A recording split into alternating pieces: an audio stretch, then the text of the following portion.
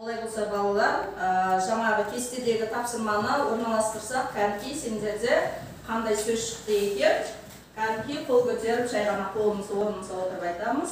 Айта ғой. Астрономия дейді. Олай болса дұрыс нұсқасын тексеріп көрейік. Тамаша, жарайсың. Яғни бізде астрономия деген сөз шыққан екен. Бұл жерде біз не істедік? Яғни өрнектердің мәнін таба отырып, сол жерлерде шыққан әріптерді кестеге сәйкесінше орналастырып, бізде сонда астрономия деген сөз шыққан екен. Енді астрономия дегеніміз балалар қандай сөз? Не туралы айтылады? Астрономия ғарышты зерттейді. Тамаша, дұрыс айтасың, ғарышты зерттейді. Яғни ғарыш кеңістігіндегі ондағы жұлдыздар мен галактикалардағы өзгерістерді зерттейді ғылым саласы екен. Енді оқулықтың 6-шы бетіндегі номері 3-ші тапсырмаға мұқият назар аударайықшы. Бұл жерде бізде не берілген? Яғни жер бедерінің кішірейтілген түрдегі шар пішіндес түрі бейнеленген екен, я? Бұл бізде қайда орналасып тұр? Екеуі де таразыда. Яғни бірінші таразыда бізде қыртасымыз қаншаны көрсетіп тұр? 3 килограммды көрсетіп тұр. Ал екіншісінде 3 килограммдықтан екеу, жалпы алғанда неше килограмм? 6 килограмм. Енді осы таразының басы бізде тепе-теңдікте тұр ма? Жоқ. Тепе-теңдікте тұрған жоқ. Мінекей, бір басы бізде төмен, екінші басында бізді глобусымыз қайда кетіп тұр? Жоғары. Бізде бұл жерде глобусты салмағы, яғни белгісіз болып тұр екен. Біз осыда шығарады екенбіз. Мінекей, не шығарып тұрмыз? Теңсіздіктер. Бұл жерде біз бұны қалай оқушы едік? Кәдімгі мақсат? Жеке теңсіздіктер. Орнымыздан тұрып жауап береміз. Жеке теңсіздіктер. Жеке теңсіздіктер. Бұны қалай оқимыз біз? X белгісіз 3-тен артық және X белгісіз 6-дан кем. 6-дан кем. Бұл жерде бізде екі бірдей жеке теңсіздіктер шығады екен. Оларды біз жеке теңсіздіктер деп атайды екенбіз. Егер бізге осылай берілетін болса, бұларды біз қос теңсіздіктер деп атаймыз. Ал бұларды біз оқыған кезде, яғни белгісіз X саны, мінекей көріп тұрмыз, артық 3-тен және кем 6-дан. Осылай оқылады екен. Ал бәріміз бірге оқиықшы кәдімгі. Белгісіз X саны артық 3-тен және 6-дан кем. Тамаша. Демек біздің бүгінгі өтетін тақырыбымызда қос теңсіздіктер деп аталады екен. Екі бірдей жеке теңсіздіктерде біз қос теңсіздіктер шығарады екенбіз. Енді осы жерде бүгін сендер қос теңсіздіктер сабағында осы қос теңсіздіктердің шешімдерін жиынын табуды үйренесіңдер. Сонымен қатар оларды сан сәулесінде жазуды және осы қос теңсіздіктер екі бірдей жеке теңсіздіктерге ауыстырып жазуды үйренетін боласыңдар. Енді оқулықтағы мінекей мына ережеге назар аударамыз. Бұл жерде бізде мынау тұрғанымыз сан сәулесі, біз бұны өткенбіз, солай емес па? Себебі біз бұны жеке теңсіздіктің ішінде байқаған болатынбыз. Ал бұл жерде қос бірдей теңсіздік болғандықтан бұл сан сәулесіні жоғарғы және төменгі жағында да не белгіленеді екен? Сызықшалармен белгіленеді екен.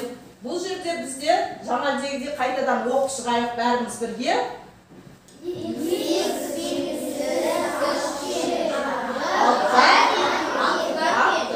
Демек бұл жерде 3 санын сан сәулесінде біз алдымен белгілеп аламыз. Оны жоғары жағында, одан кейін барып, ал келесі астыңғы жағына 6-дан кем сандарды белгілеп сан сәулесінде дәл осылай жазып алады екенбіз. Олардың жиындары бізде фигуралы жақшаларда, яғни бұл сан сәулесіндегі бізде қиылысатын сандарымыз 4 және 5 екен. Келесінде дәл солай бізде бұл оқылады. Белгісіз X саны артық 5-тен және 15-тен кем. Ал бұның жиындарында дәл солай фигуралы жақшаның ішіне орналасады екен. Яғни 6-дан 14-ке дейінгі сандар бізде не істейді екен? Жазылады екен. Енді оқулықтың 7-ші бетіндегі 4-ші тапсырмаға назар аударамыз. Бұл жерде мен қазір сендерге әр топқа карточкалар тарататын боламын. Ол жерде сендер қос теңсіздіктерді жазып көрсетесіңдер. Және сан сәулесінде олардың шешімдері болатын жиынды фигуралы жақшаға жазатын боласыңдар. Маркерді қолымызға ұстаймыз. Бұл бізде топпен жұмыс. Әр топтың өзінің спикері тұрып, орнына жауап береді. Ал барлығымыз топтасып жұмыс жасаймыз.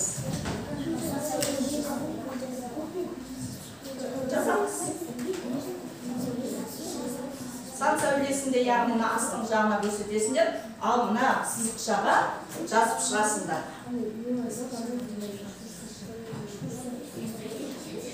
Дұрыс, үш жерге жазасыңдар дағы астың жағына сан сәулесінде көрсетеміз. Жарай ма? Үш жерге жазасыңдар және сан сәулесінде астына сызып көрсетесіңдер. 1 минут уақыт сендерге жылдамдатамыз балалар.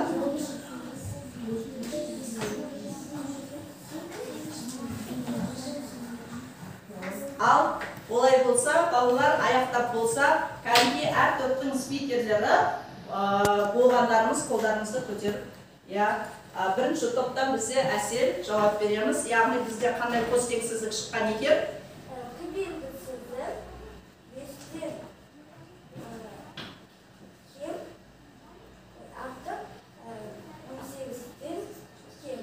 Ал олардың ортақ қиылысатын жиындары қандай болады? 6, 7, 8, 9, 10, 11, 12, 13, 14, 15, 16, 17. Тамаша. Жарайды, қазір дұрыс нұсқасын көреміз. Әзірге келесі топтан ал Назерке жауап бере ғой.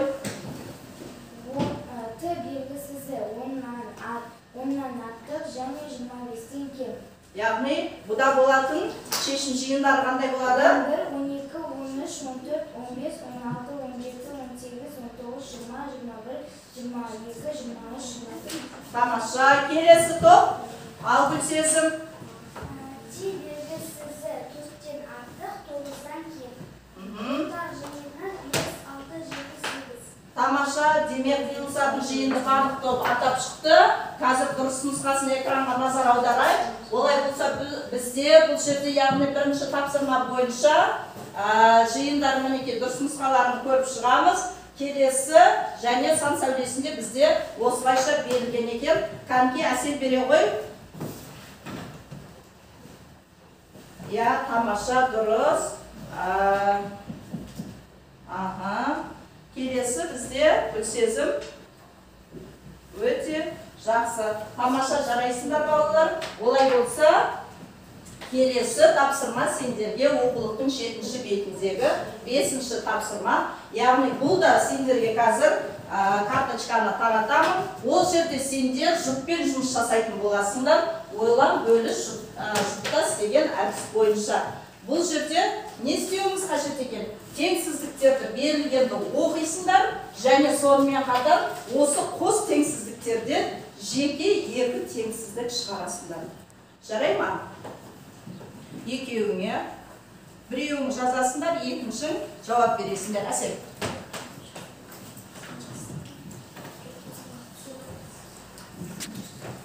Алады.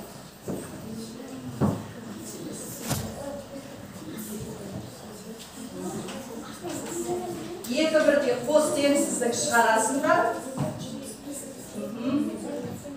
Ал балалар, аяқтап болсақ, біздің уақытымыз бітті. Берілген демек, алып әр топтан бір-бір оқушы, кәнекей Жамбыл мына топтан.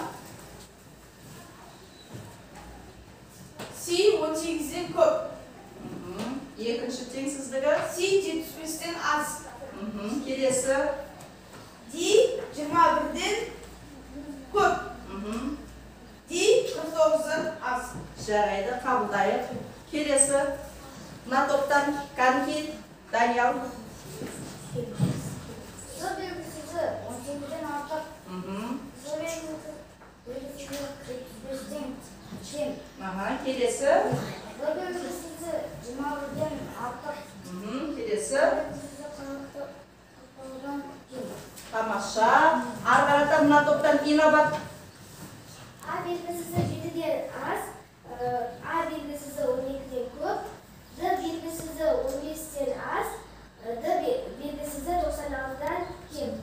тамаша. Олай болса дұрыс нұсқасына экранға назар аударайық. Бұл жерде барлығы дұрыс, тек қана Жамбыл кішкене шатастырды.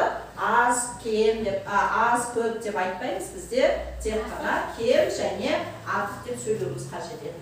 Тамаша, жарайсыңдар балалар. Олай болса үйге тапсырма ала беріңдер. Үйге тапсырма оқулықтың 8-ші бетіндегі 11-ші тапсырма белгілеп алады.